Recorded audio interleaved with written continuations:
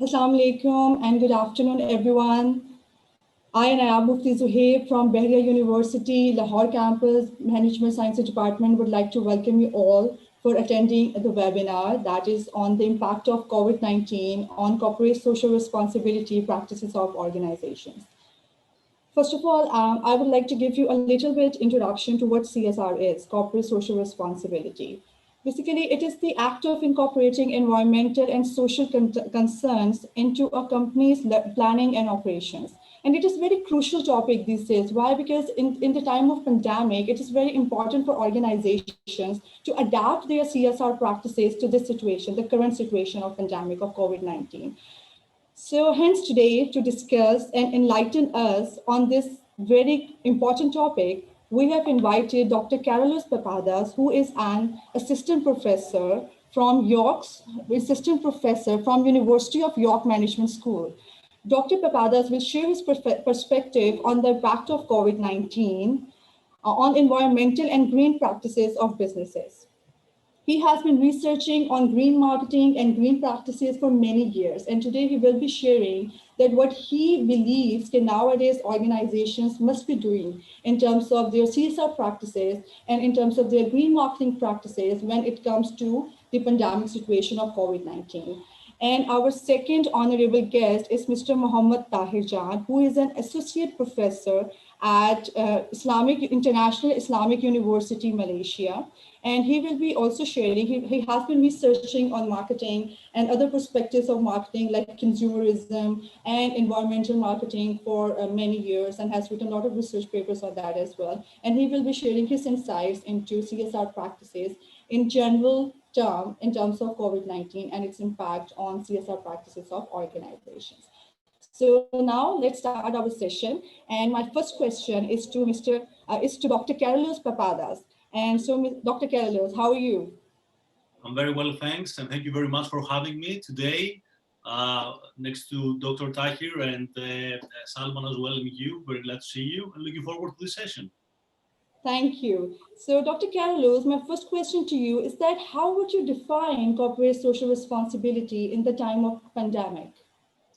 Well, the CSR definition hasn't been changed due to the pandemic. CSR definition and sustainability definition has been there for years in order to alert us for things and issues like COVID-19. I mean, we should have been alerted about what will happen in cases like this one, a global health crisis. And what might have changed is how consumers and organizations perceive the CSR definition today. And how important is that and how relevant is that for our everyday life, for our choices that we make as consumers or as organizations. And this is really important. So the way that companies and consumers perceive the CSR definition and sustainability term this is actually what has been changed. Yes, exactly. Definitely, Dr. Karolos. Consumer perception is extremely important, how they are seeing the practices of organizations in terms of their contribution towards this pandemic situation of COVID-19. So now I would like to over to Dr. Salman Altaf to continue with the session. Thank you, ma'am. And thanks, Dr. Karolos, for the useful insight. A word for the audience, please write your questions in the comment section below and we'll address them at the end of the session. So coming to Dr. Tahir, my question to you is what CSR interventions do you think should be of top priority for businesses during this pandemic? I mean, do you believe businesses should prioritize environmental sustainability effects during the pandemic, or should they not? Bismillahirrahmanirrahim. Assalamu alaikum to everyone. First, thanks to Dr. Ahmed for inviting me and all of you for having me here. It's a pleasure. It's a very interesting and important topic. First, I will touch on what Dr. Karolos just mentioned very rightly, that when it comes to the definition of CSR, actually it has not changed. It is exactly the same definition. Because if you look at the definition of CSR, we are referring to a company's sense of responsibility toward society at large. So that sense of responsibility was same as it is now. However, how they contribute to the society, that has changed slightly. For example, you mentioned the initiatives that the company are taking. Previously, the company's initiatives towards CSR were slightly different than what it is now due to this COVID-19 or due to this pandemic. Previously, the focus of the companies were more on, for example, charitable services, donation. Now that donation due to this pandemic have changed in its form. For instance, previously, they would donate books, for instance, or food items, which are still there. But now I have seen very clearly, even in Malaysia, that organizations are now donating or contributing towards, say, health-related items. They are, say, donating the face masks, they are donating the sanitizers, they are trying to reach out to those people who are in the lockdown areas. Here we have very strict lockdowns. For example, I remember in March when the lockdown was introduced here in Malaysia, we were not allowed even to leave our home. So we were asked to ask for, say, home delivery services. So those places which were dedicated as red zones due to the pandemic, nobody were allowed to leave. So it was the job of some of these good companies to come forward and show their responsibility toward the society in the form of, say, giving them food items, giving them health items. I was reading about even these big organizations like Google, like Microsoft, like Starbucks. They are now having active campaigns of employees' mental wellness, because of the social distancing, because of working from home. So the initiatives are so many, and the topic is actually so broad that I don't think that 30 minutes or 1 hour be sufficient to cover. As I mentioned, that I had prepared a lot of slides and a lot of discussion. I hope that will go in that turn as well. So the initiatives are there. The concept is the same. The way it is now launched is slightly different. So I hope that Dr. Karolos and you people will agree to that as well. And I'm sure that in your part of the world, the same type of initiatives are taking place. Yeah, right. absolutely. Right. Yeah. Thank you, Dr. Tahir. So it's interesting. But what do you think, like Dr. Tahir and Dr. Karolos, what should be the priority of organization these days? Like definition is same and different interventions are there. But what should be the priority? How do they prioritize their practices in terms of their contribution to this pandemic situation of COVID-19? Well, if you allow me, I will shortlist it to 3 based on my own research. It may be different depending on your perspective, but I personally think that the 3 most important situations that the people are facing, especially the employees are facing or the society is facing. The first one is the quality of life or the general well-being of the society. That is in great danger. People, even though people are working from home, but the definitions of working from home is not clearly there. So what is work from home? How long should we work from home? Like in my case, I'm a lecturer, I'm a teacher. So I teach, I don't sit on this chair from 9 to 5, and sitting from this chair on this chair from 9 to 5 is a problem for me to my health, to general well-being. So the first thing would be, in my personal opinion, general well-being of the people. Then the financial problems. I've seen clearly a lot of people in the world have lost their jobs.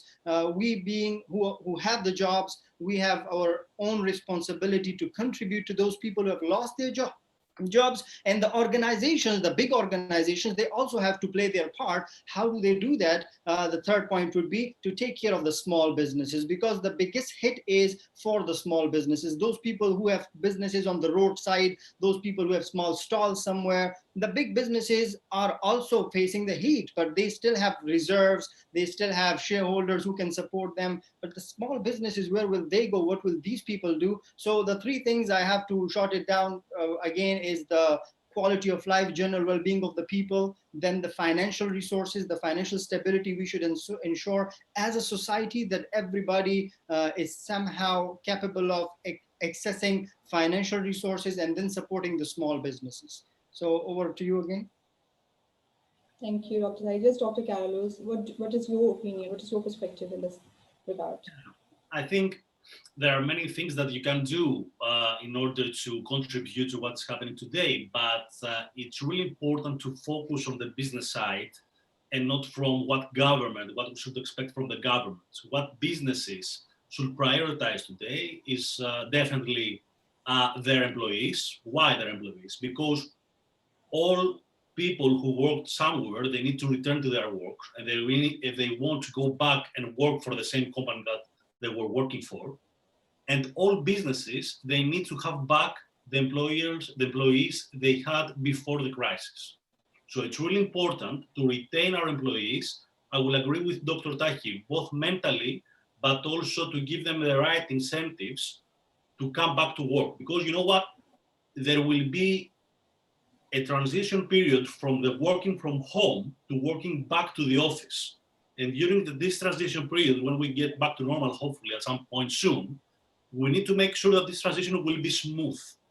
And the way to do that is by redefining what is the definition, actually, how we approach the work-life balance today, because I'm afraid that working from home exceeds the human limits in terms of working as we were working back. And so employees should be the first focus, one of the core focuses of the businesses. And the second thing should be local communities. We need always to remember how important is the role of businesses to local communities and how they can contribute. And it's always important to remind ourselves that when we're talking about CSR, we're not talking about just the large organizations, we're talking also about SMEs.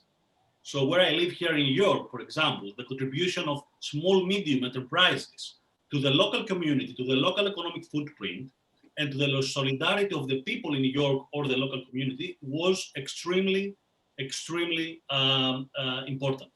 So yeah, to sum it up, again, it's, I would say, employees and local communities should be the same focus. Now, there is a danger here, because due to this pandemic, the climate crisis has been overshadowed. So we're not talking anymore about the climate crisis, we're not talking about the threat.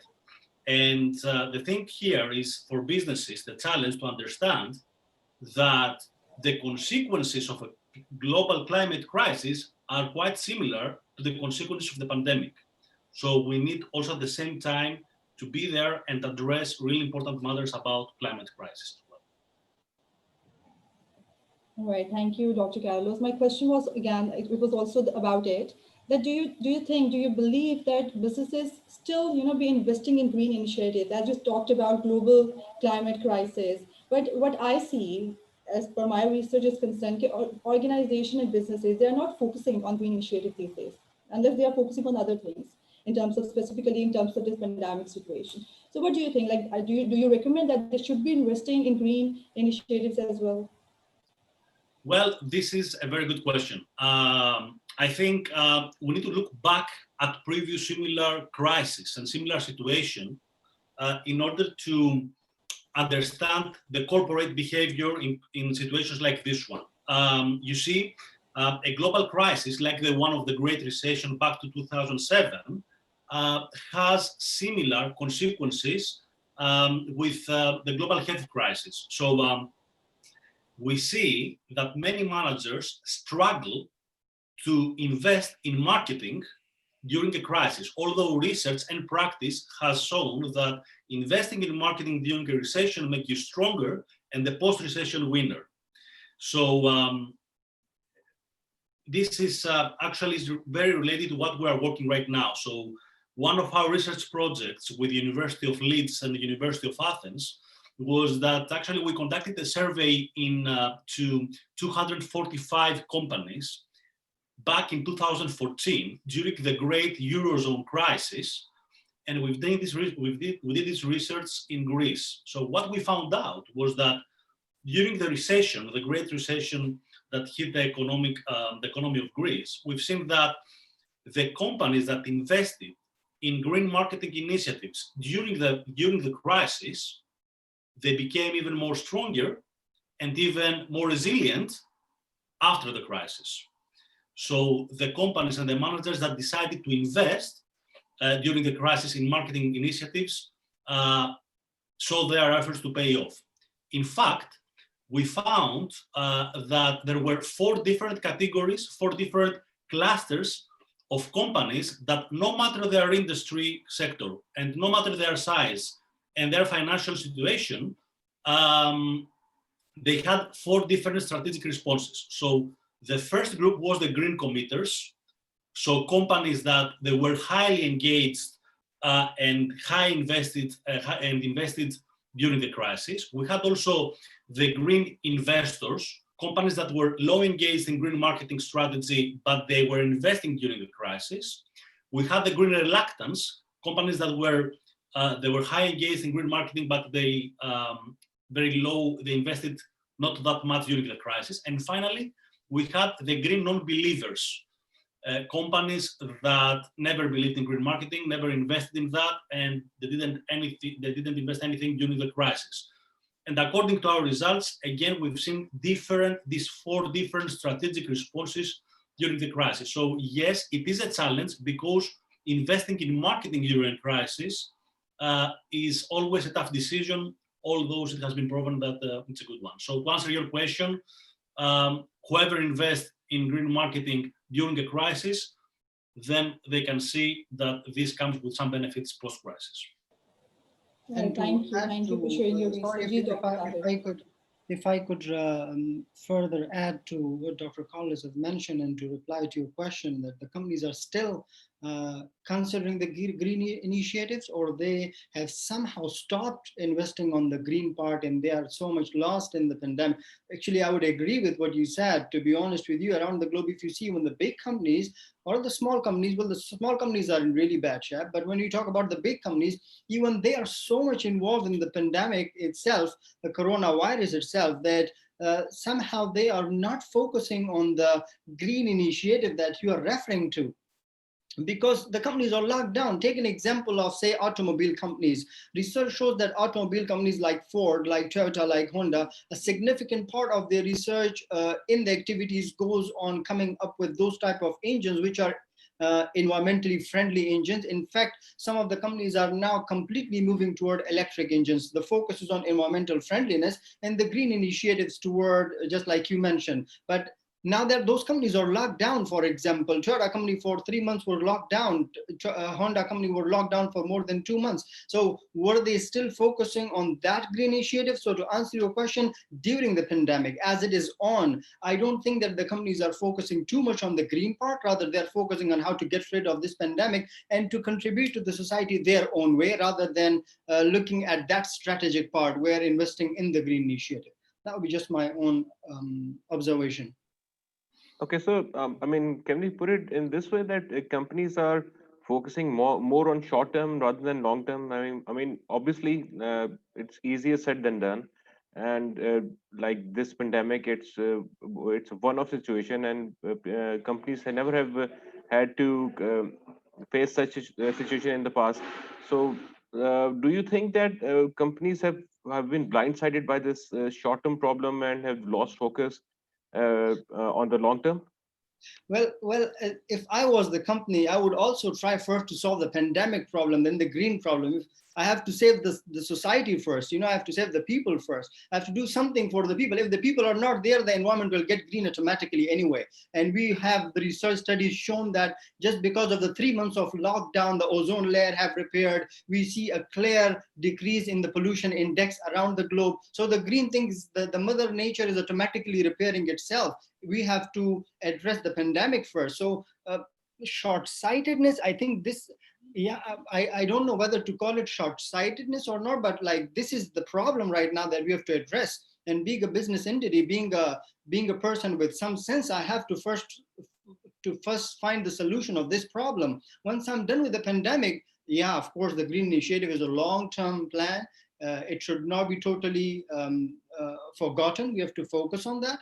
But let's get rid of this pandemic first, I personally think.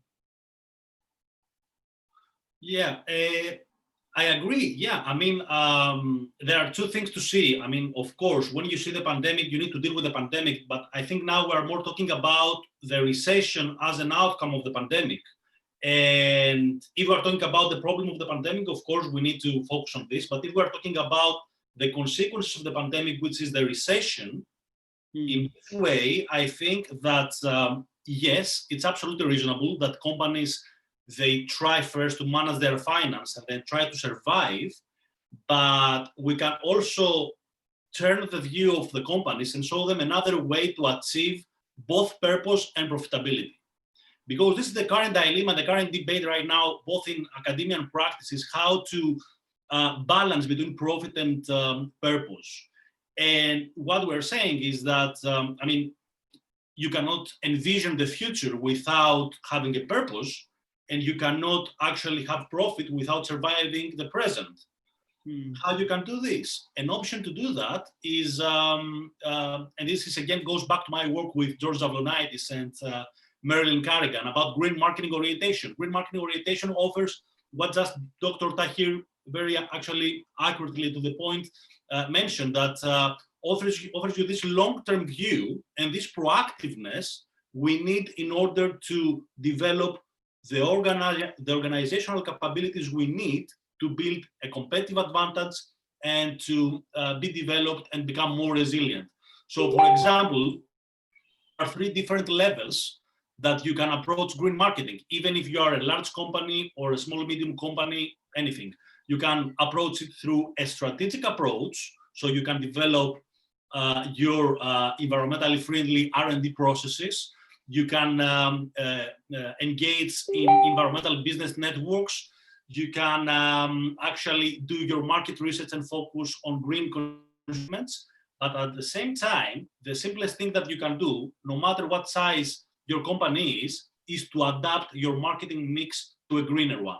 So you can have a greener product policy, you can have a greener promotion, you can be paperless, you can have, you can adopt sustainability practice in your supply chain, you can have an environmental sustainability approach to your prices in order to offset the carbon pricing from the end consumer. So there are so many things and options that a company, an array of options that a company can choose in order to say, okay, how I can navigate crisis by being at the same time both purposeful and also profitable. And green marketing offers you this because it can build this organizational capability.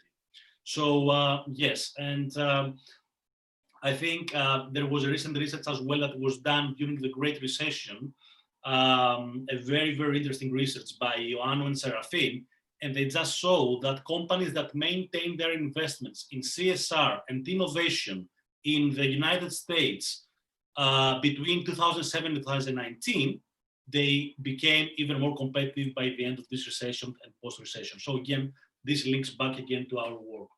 So yeah, this sums everything up, I think. I agree. Right, right. So if we summarize it, and according to Dr. Tahir, organizations are not very much focusing on green initiatives yet.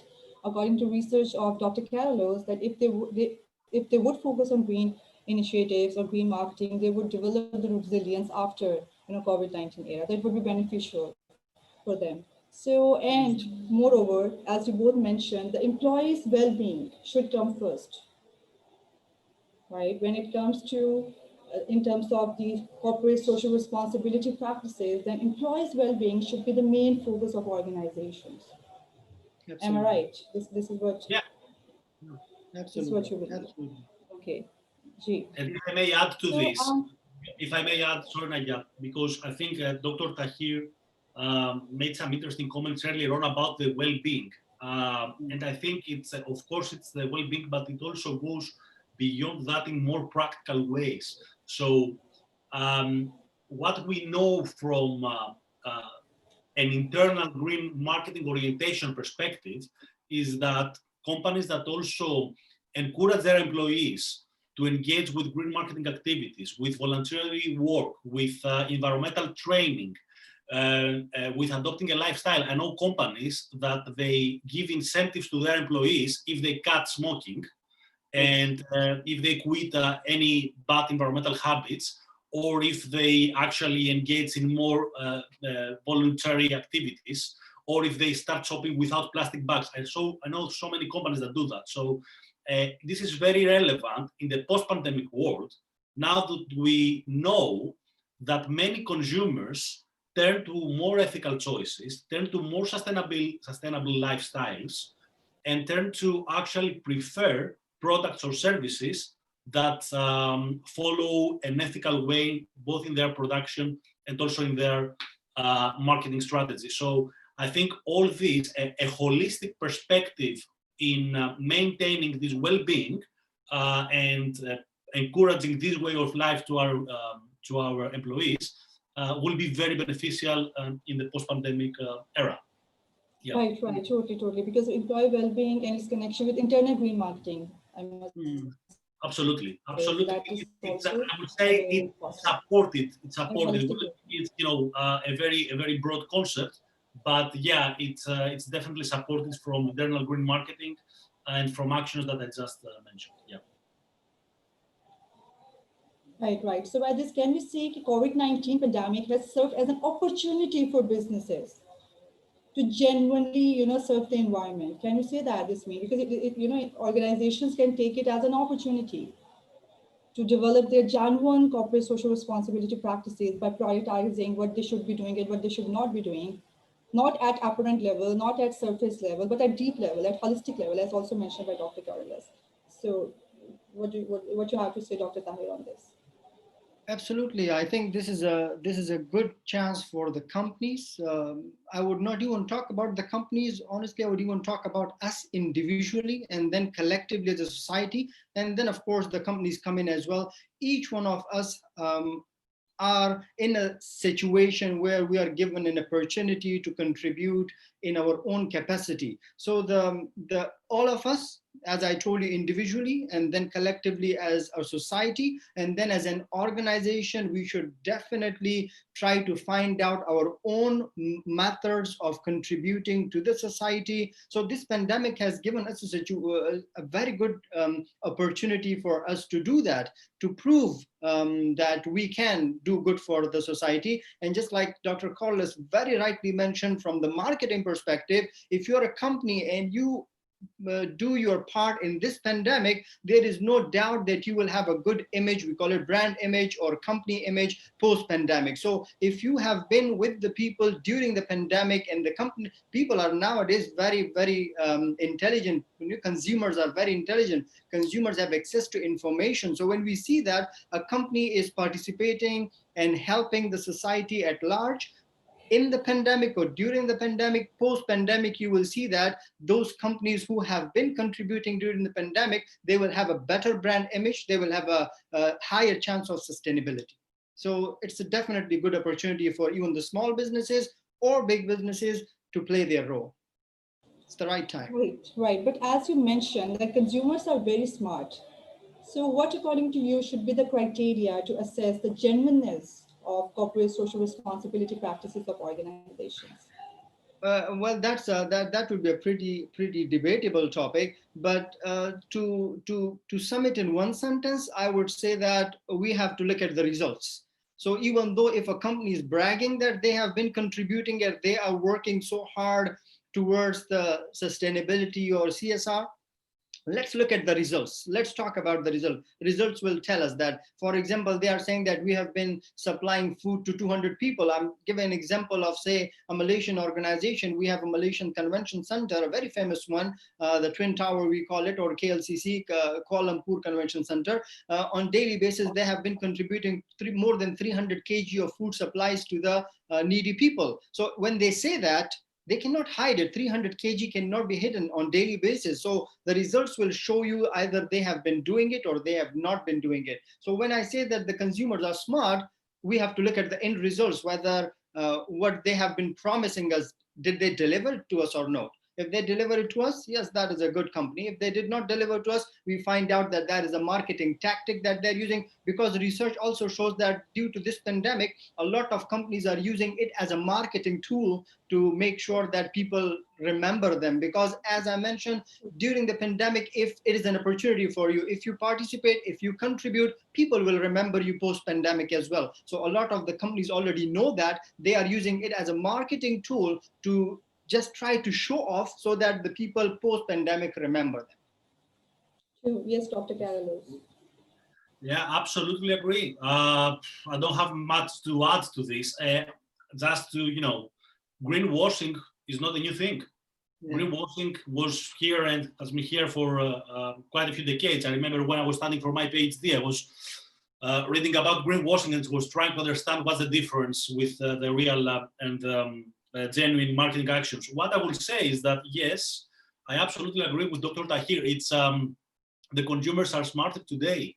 compared to 10 years ago. They have access to social media, to information, they can download CSR reports, everything is there. So if I could sum up my thoughts in three things, back to your question about the criteria that all consumers should adopt in order to understand if a company is genuinely good marketing oriented or CSR oriented are three: transparency, authenticity, and honesty. Transparency. Do they allow to their customers to see how a product is produced? Do they actually show and they justify the process of their production or their delivery of their services? Authenticity. Are they walking the talk? Are they talking the walk? Are they actually their actions actually representing 100% their values? Are they value driven? So authenticity again is a very important thing and a very important criterion. Lastly, honesty. Do they admit their mistakes? Are they coming forward? Are they doing something wrong? Are they apologizing when they actually doing something wrong?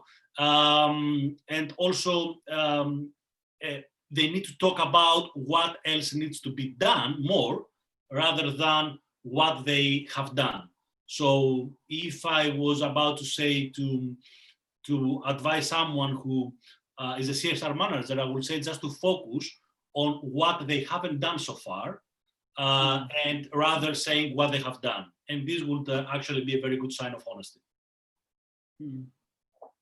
Okay, so I mean, to sum it up, COVID-19 has added another dimension to the CSR, how companies businesses carry CSR, and as we have discussed, the market is going to be more competitive in an era post COVID-19. So, Dr. Tahir, first I'll like to ask you that what is one key takeaway, or what is that one sweet spot that business should be looking to focus on to remain competitive, even during this pandemic and after pandemic?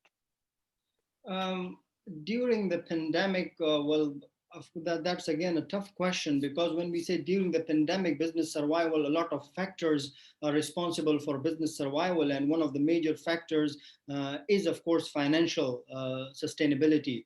Do they have enough finances to survive even if their businesses are not working? I'm talking about those businesses who are impacted negatively or adversely because of the pandemic. Of course, we know that there are businesses who have been doing really well in the pandemic. And to mention, for example, all the IT businesses, most of the IT related company or technological companies have been doing really good. Nobody knew about Zoom before, and because of this pandemic, it's a multi-billion-dollar company now. So how do the companies keep in mind to be on the hotspot or on the spotlight of the after the pandemic? I'm a person who believes on attitudinal loyalty. And when we say attitudinal loyalty, I'm referring to winning positive word of mouth by contributing positively to the society. You will see that if you do good for the society in general, people will come back to you. And I think that's what Dr. Karolos have already mentioned as well, that people will see that if you are transparent, if you are authentic, people will know it. And then people will come back to you even post-pandemic, and the chances of survival is very high. And that's why there is a concept, which is called, we call it corporate social innovation, right? The corporate social innovation, producing a product in such an innovative way that can automatically contribute to the society. So before you plan for a product, I'm talking about pre-production stage. So before you plan for a product, you think of how this product will contribute to the society positively. Don't even think in terms of profit that that product can give you. Rather think of how that product will be beneficial for the society, and in long term that product will eventually give you profit as well. So the corporate innovation or the corporate social innovation is a nice philosophy that was coined a few decades ago, that the organization should focus on producing those products which are socially profitable or beneficial. And I will add one of the things, then I will pass it back to you, is that recently I've been researching, and I am researching on a topic which you people, those of the viewers who are watching as well, a very good topic. It is called circular economy. So circular economy products. I'm researching circular economy from a marketing perspective, where the companies are advised to produce those products which can be recycled, which can be refurbished, which can be reused. So the focus is more on reusing and sustainability and going against the obsolescence. We know that nowadays these big companies, these materialistic companies, come up with the products which have a very short term life. We call it obsolescence. So their obsolescence is very fast. We see that an iPhone or any company, say Samsung phone or any phone, you see that a new version comes within a year. So the older version become obsolete very fast. So this concept of circular economy states that you come up with a product which can be reused again and again. It is not like in a year you have to throw your phone. And we have examples of the companies that have been doing it. So this is the way forward, and I think that the companies have also have to focus on thinking from that perspective, not only from profit perspective. Otherwise, it is very short-sightedness if the companies are focusing on profit only. Thank you.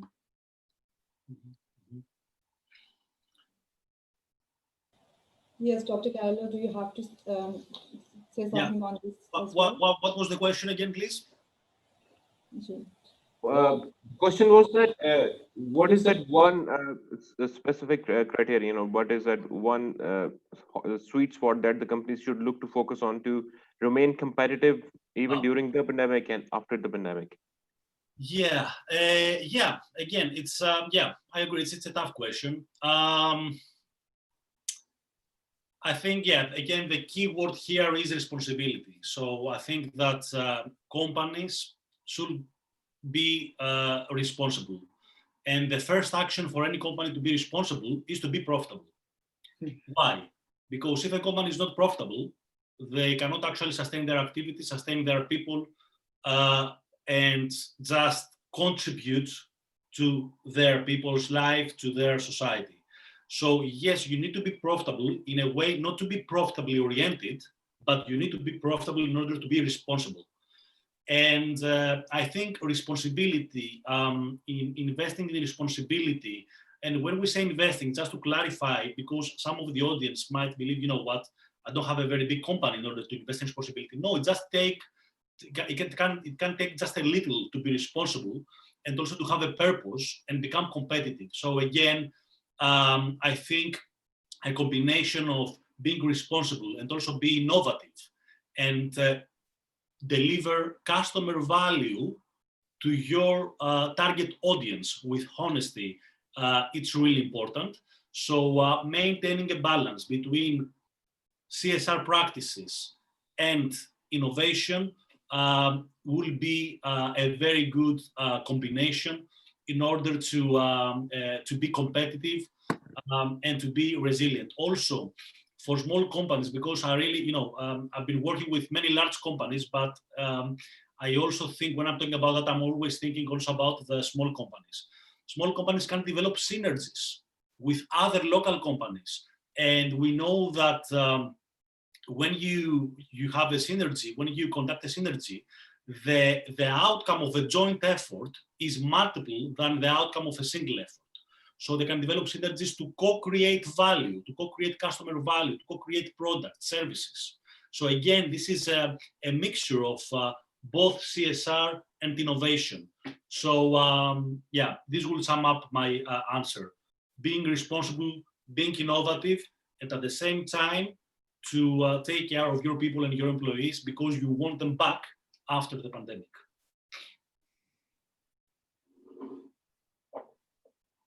Yeah. Okay, so thank you very much. I think that was really useful insight. Our audience has been asking some questions on Facebook. So now I'll take the questions and ask the questions that audience have written.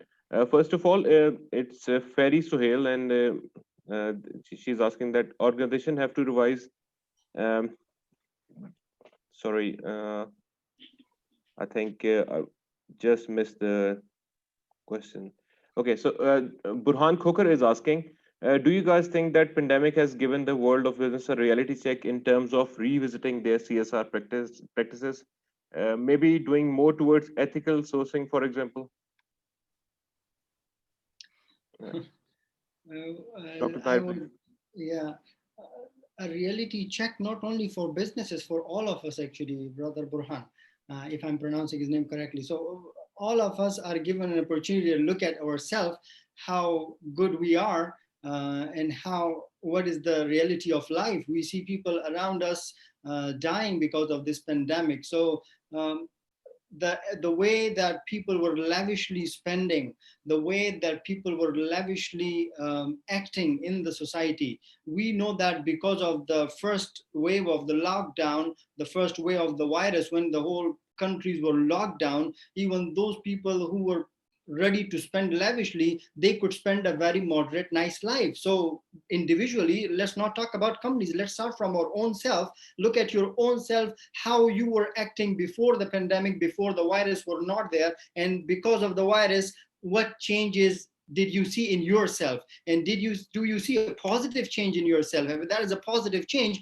that is a nice time for us to keep on doing that positive and good things. And we should thank our Lord and Allah for that opportunity, just like you had a question of opportunity there as well. The opportunity is not only for the businesses, the opportunity is for all of us to look at our own self individually, to look at our families. Look at the airline industry has been hard hit by the pandemic, right?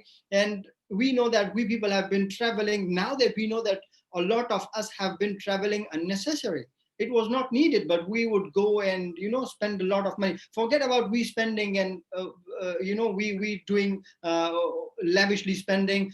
When we talk about traveling by air, we clearly, because of this pandemic, now we know that one air travel from one point to another point have extremely diverse or negative effect on the environment. So is that needed? All of us have to revisit, not only the business. And yes, the businesses are doing it because in some of the countries it is a requirement. For example, talking about Malaysia, I'm sure that it is in Pakistan. I'm sure that it is in all other countries as well, and all the other independent countries, that companies, especially listed companies in Malaysia, listed companies must declare their CSR activities on yearly basis. In fact, we have an award here in Malaysia that is called Malaysian Franchisee Award. I was a judge once in one of the awards, I remember. So they gave me to look into the company's CSR activities. How have they been doing in terms of CSR? So it's not like revisiting that. Good companies have to do that, and they had been doing it before as well. I think the revisited word that Burhan used, it is for all of us as well. So we have to revisit our own self and see how much changes this pandemic or COVID-19 have brought in. A small change, right? Washing our hands, staying clean. It's a practice now. All of us are doing it now. It's a good practice. It has been there, that we were advised to do that, but we were not doing it. Now we are forced to do it, and now we are doing it, and now we are used to it. All the kids are used to it. Everybody go and wash their hands unnecessarily now, but it's necessary, by the way. So yeah, we have to revisit. We have to see how positively we changed. Alhamdulillah. Dr. Carlos, would you like to add something to it? No, I think, this question was fully answered from Dr. Tahir. I'm happy to answer any other question. All right, so the next question is from Zohaib Javed, and he's asking Dr. Tahir, how would the governments play role to ensure small businesses are safeguarded, also balancing the free market or market equilibrium? Okay. Well, the governments have been playing their role. I will talk in terms of Malaysian government since I'm sitting here. So Malaysian government have been injecting billion ringgits every day to the market to make sure that the businesses survive. Some big and good, strong, financially strong countries can do that. Those countries who are not financially very strong, then the big businesses have to come forward and they have to do that. And I'll give an example of, again, even though Malaysian government have been injecting a lot of money to the market to make sure that the businesses survive, the big businesses have been also contributing. For example, I was going through in some of the examples, the companies, the Malaysian companies that they have been contributing. Again, I gave an example of Kuala Lumpur Convention Center that they have been contributing in terms of food. There is another company, financial service company, AIA in Malaysia. They have been giving 1,000 ringgits to the people who deserve it, especially those who are diagnosed with the COVID-19. We have another company by the name of Kowe. They have been providing around 10,000 water filters in order to make sure that the people have clear and clean drinking water. We have other corporations that they have distributed face mask and the gloves and the sanitizers. All these companies have been contributing, even though the government is also contributing. So the role of the government is to make sure that the small businesses, as I mentioned, they survive. The big businesses still will have some reserve, even though that we know that some big businesses are also facing tough problems. Like take an example of Emirates Airline, take an example of Qatar Airline. They're the top ranked airline we're talking about. We're not talking about a normal company. We are talking about Qatar Airlines that they were planning to buy 100 fleets, and they have canceled to buy any fleet until 2030 now. So we are talking about a company like Qatar Airline or Emirates Airline or Singapore Airline or Malaysian Airline. These are giant companies that we're talking, they are facing the problems. So the problems are there, and I personally believe that we don't only have to rely on the government, we have to play our own role. The government should play the role, but if the government is not participating, it's our own responsibility to do our own job. And individually, if we contribute small bits and bytes, we will be able to see a bigger, inshallah, change in the society. So whoever asked that question, sorry, I forgot the name, but to that brother, sorry? Zohaib Javed. So brother Zohaib, let's start from our own self. Let's see what can we do. Forget about the government. Let the government do their job. Let's see what we do. Can I do something positive for my society? Can I do something positive for my younger or elder brother, for my sister or brother, for my mother and father? Let's start from there. And then if we start doing that, you will see a very positive change in the society. It may come after 10 years, it may come after 20 years, it may come after the next generation, but inshallah, we'll see that change. We just have to be optimistic. Oh, yeah, very rightly said. Thank you. Wasim is asking a question to Dr. Carlos that especially in the developing countries, people are shifting more towards freelancing, online freelancing jobs. So how does CSR remain relevant in this situation? Yeah, I don't know how is if that trend is actually is happening, how it will continue to happen afterwards. But yeah, it seems that we are in front of a huge digital transformation. And when we're talking about digital and online services, the number one issue that comes to my mind, according to CSR, is privacy issues, data breach issues. So respecting your client's data, making sure that you are complying with all regulations wherever you are, no matter the region, is really important. So I think that will be, because this is what the big players in the market like Facebook and Google are struggling with, the privacy. So yeah, and then it depends. It depends on the sector that you are involved in. If you are providing online services for the finance sector, then there are many other things that you can do in the CSR. If you are doing something in the food industry and you are setting up an e-commerce platform to send your products to your customers, then there are many other things that you can do CSR-wise. So it depends on the sector. But number one thing, privacy. Yeah. Right. Another question to Dr. Karolos is that In the aftermath of pandemic, do you see governments going stringent on some of the CSR activities that used to be entirely voluntary, such as ethical sourcing or reducing carbon footprints of their operations? Yeah, I think that, for example, reducing the carbon footprint was, back in a few decades ago, it was optional, but now there are laws. I know that in the EU, and also we have also the Paris Climate Agreement that comes again to be active after the new presidency in the United States, hopefully. But I think that there is a global silent agreement that we need to act, and we need to act in a very practical way. So things like that, reducing the carbon footprint. And I will say again, as Dr. Tahir said, I mean, here we have also the consumer responsibility and the corporate responsibility. So if the consumers push towards more ethical choices, the companies will follow. And it's really important to make ethical choices. It's really important to make ethical choices both as consumers and companies. Carbon footprint is one of these. I mean, can we reduce the way that we produce our carbon footprint in our services? Can we replace a meeting or let's say the delivery of service? Can we replace it with a digital service? There are many things that companies can engage with in order to be more environmentally friendly.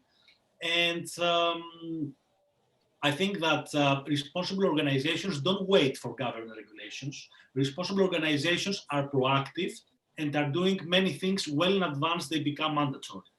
So again, based on the needs of your company, based on the way that you want to see and approach CSR, you need to decide to what extent you can go for some practices like the ones our friend mentioned earlier on.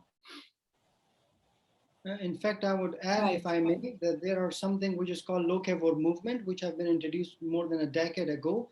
The Lokevor Movement states that companies have to follow more localized production and consumption of products, and big companies have been following it, where the focus is on to reduce the carbon footprint in order to redesign their supply chain. So they try to make sure to go to the area where they want to start their business and try to take advantage from the local sources. An example of Coca-Cola company, the case study of Coca-Cola company normally I share with the students is that, for example, Coca-Cola company are trying their best to redesign their supply chain to open their factories in the reasonably close places to the consumer, so that they don't have to shift the drinks or their products all the way from one region to another region, and it takes a longer time. It puts a lot of burden on the environment generally. So the Lokevor Movement, the person who asked the question, I would recommend that the person check the Lokevor Movement. Is a very active movement. Some of the, just like Dr. Karolos mentioned, that in some of the EU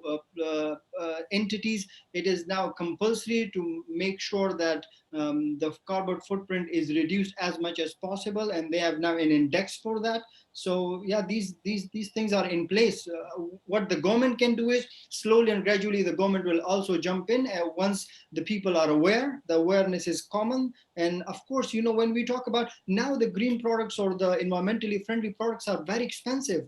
So as it comes, equivalent to the price of the normal products, then you will see that the people will not have any problem in switching to the normal product. A plastic bag, a plastic shopping bag costs you a few cents compared to a paper bag, compared to a reusable bag. So you see that this price difference, and there are so many other factors that influence this environmental degradation, and that's why I refer to a topic of circular economy to come up with a recyclable thing. Here in Malaysia, for instance, some of the retailers, some of the companies, they have completely stopped giving you plastic bags. So you bought a whole trolley of products, either you take it as it is or you buy a reusable bag, reusable cloth bag, not a paper bag. They don't have even paper bags, so they don't give you plastic bags anymore. Up till now, they were giving a plastic bag with money. So you have to pay for each plastic bag that you're buying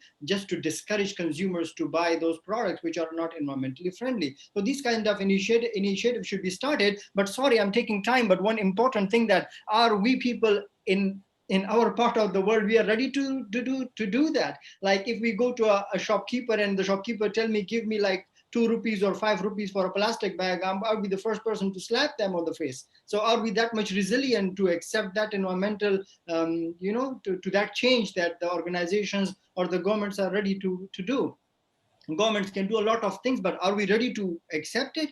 If you go to a store and the person tell you, the storekeeper, sorry, I don't have a shopping bag, take the products in the home. Yeah, I know my society, I'm from that part of the world. We will act really not so good. So you understand what I'm trying to say, that we have to, these things are there. And just like Dr. Karolos mentioned, that we have to do it our own way. And inshallah, it will come in a large scale as well. Well, it is being implemented in Pakistan as well. I mean, Yes. even if you have to buy a cloth shopping bag, you have to pay for it. That's good. That's a positive initiative, and that should be the case actually. And that is a step toward development, inshallah. And I hope and pray that the society at large would accept it and comply to that, inshallah. If I may add to this point, the challenge here for the business and what the business should do is just to make sure that they offer to customers an equivalent product of their competitors, which is environmentally friendly. So, I mean, it's close to the price of, very close to the other product's price. It's very close to the other product's benefits.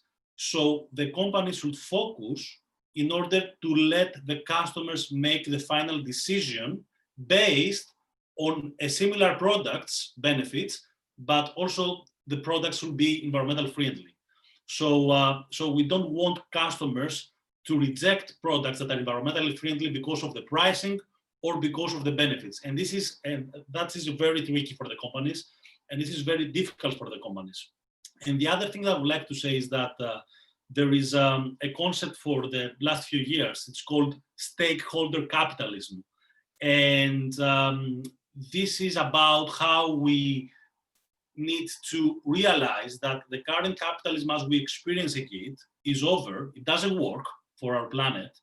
And companies and governments generally need to actually comply with the stakeholder capitalism. What is stakeholder capitalism? It's about being oriented to your stakeholders. So a company that wants to be responsible and have a sustainable future, they need to listen very carefully to their stakeholders, their customers, their partners, their employees, the media that ask pressures in things like this one. So being stakeholder oriented and shaping your strategy based on the stakeholder pressures you have, it's really important. So back, I think in the 1990s, we had the shareholder orientation. So being oriented based on your shareholders, but right now we're just broadening the concept. We're talking about stakeholder orientation. So it's not just the shareholders' interest that we need to serve, it's also the interest of the society, of the employees, of the partners, of the community, of all our stakeholders. So this is another concept that some of our friends in Facebook can also have a look at in order to have a very quick idea of what makes a sustainable organization today.